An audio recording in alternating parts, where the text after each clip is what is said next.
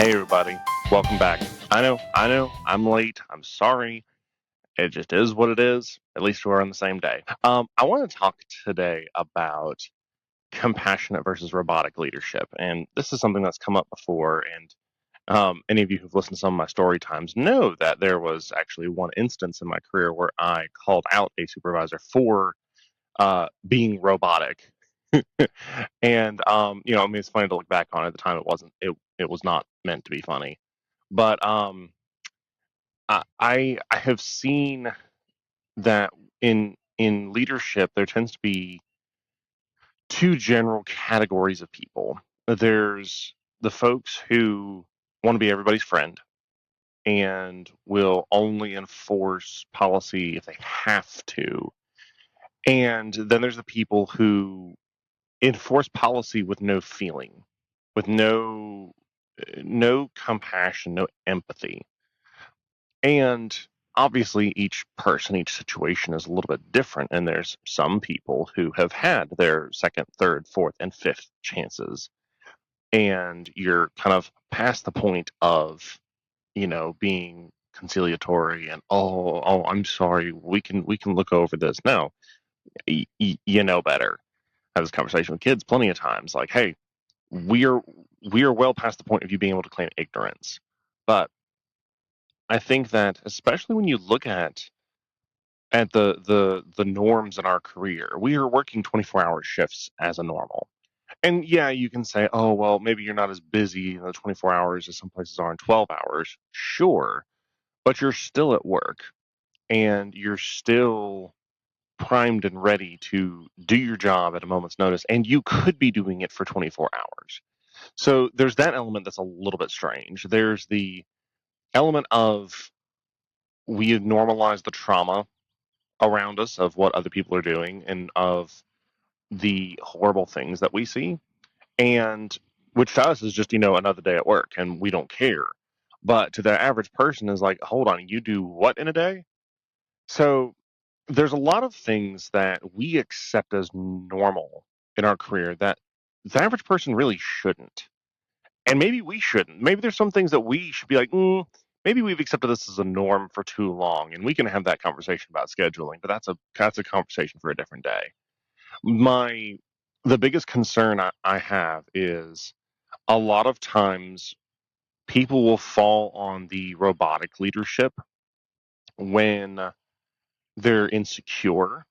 They feel that either their position is threatened in some way, or that they don't feel like they know how to handle the situation best, so they just default to being a mouthpiece for the policy manual.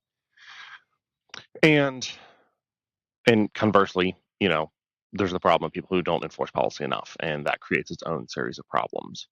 But I think there is a middle ground that we miss quite often, and that is, yes, you can enforce policy, you can hold people accountable, but you can do it in a way that takes into consideration their humanity, their specific circumstances.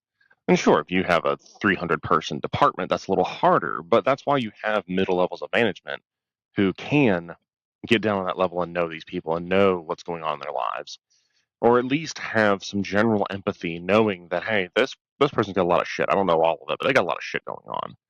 So it's not that you give people a free pass. It's you temper the policy enforcement with some empathy, arguably some compassion, because we preach compassion to our patients, but we don't do a good job preaching compassion to each other. We kind of throw compassion out the window when we're dealing with each other. Whether it's field staff dealing with management, we have no compassion for them, or it's management dealing with field staff. And the I don't think that it's always a case of people don't care. They just don't know how to communicate it in the particular roles and responsibilities they have. And there's kind of well, if I care too much, then I'm going to be fraternizing and I'm not going to be a good leader and you're not going to respect me. And I understand that. And there's an element of truth to that. But you can still extend empathy to your people.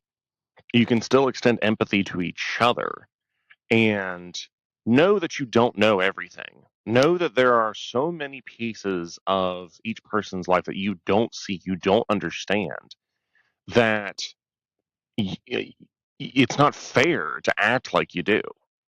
So while we should be consistent with policy, I think that actually a good way to attract good people is consistency with policy, is holding people accountable, but it's doing it in a way that factors in their humanity. And I think one big gap in this that we struggle with as an industry is scheduling. We don't have a good avenue for people to take mental health days because, like I said, there's so much about this job that is abnormal, that the demand on the human psyche is so ridiculously different than a lot of other industries. But we don't have a proper accommodation either to support people's mental health or just support their family life, support their existence outside of work. Like, it's one thing if people just have to suck it up for 8 hours. It's another thing when you got to be there for an entire fucking day and night. And sure, there's plenty of us who have normalized that, but when you're going through shit, so say you're perfectly fine doing 24s, or some agencies do 48-hour shifts. Okay, that's your norm, that's your baseline. Okay, cool. Well, but when other shit is out of whack in your life, then all of a sudden that 24 hours, that 48 hours is a fucking death march.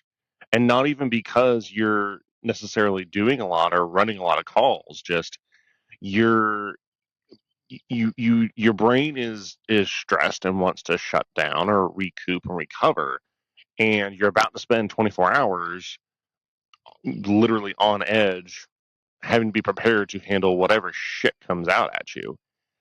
So I think that we need to, as an industry and as a culture, readdress how do we do time off for people? How do people accrue time off? Now, there's several agencies that I've worked at who they had wonderful PTO accrual rates. You basically would get half a shift of PTO every pay period. So like, and one service they split it up so that if you were working 24s, you got just over 11 hours of PTO accrued every paycheck. And if you were a 12-hour employee, then you would get 6 hours of PTO accrued every 2 weeks. And that was brilliant because it gave you ample time that you accrued that you could take off and that you could use for sick or PTO. And one place in particular, their policy was as long as you put the request in, I think it was 2 to 3 weeks in advance, they would approve it unless there was like some god awful outlandish reason why they wouldn't do it. And so I think that those are starting points for accommodations on this. But I think that just as a whole, we need to evaluate how we handle the time off management and time off accrual. And I know that when you get to mental health days, it's tough because there's a lot of people who can overly abuse that. But I would, by the same token, say, hey, maybe people are abusing it because they weren't given an option. They weren't given any other means to have that time. And unfortunately, when people are honest about it, they're honest about, hey, like, I need a mental health day. A lot of times you get shot down. And yet, oh, well, I'm sick. Cool. Like, last time I checked, our mental health was part of our overall wellness as individuals. We have mental health healthcare professionals, and people can be sick or not even sick, but just overly taxed. If your body if you were at the point where you were to such severe exhaustion that your body was basically throwing up red flags and telling you to fuck off, and you're hypotensive, you're borderline getting sick, and your electrolytes are all out of whack, and your body is just completely fucking spent, well, we'd say you're sick. Well, the same applies to mental health. The problem with both of these is that a lot of people don't proactively take care of themselves. And the ones that proactively do take care of themselves, when shit does hit the fan and they do need a break, they often feel like they can't because the system has been abused so much. There's not a good avenue for people to have true mental health days. So we're constantly stuck in this quandary of, well, what do we do? And I think that that's something that we can address systemically. And I understand that it's not free. Like any change in life costs money. The one thing I've learned in life is if you want to make a difference in life, it's going to take money. You need money. We, complain about people in power or whatever, and who's in charge of the government, which I have my own opinions about that. But anyway, point being, who are the operators that are actually making changes in the world? The people with money. So I understand that everything takes money. However, I also understand that we can't keep doing what we're doing. We can't keep pushing people and not giving them some kind of option. And well, then you can say, well, it's people's choice to work so much. But is it though? Is it though? We don't have a good pay structure either. Most EMS people are getting paid god awful wages. And that, the that leads us down the rabbit hole of, well, there's some systemic changes we need to look at, reimbursement rates and how we accrue money in EMS, but that's another conversation. Point being, we're all exhausted. We're all stressed. We're all dealing with shit. And what you see people dealing with is the tip of the iceberg of what they are actually dealing with. I mean, unless there's somebody who blasts all of their personal business on Facebook, but that's a different conversation too. The average person is dealing with a lot more than you see that they are. Now, does that mean that you don't hold them accountable for their actions? No, you obviously do. But be willing to give some grace where you can, because not everybody's in the same boat that you are.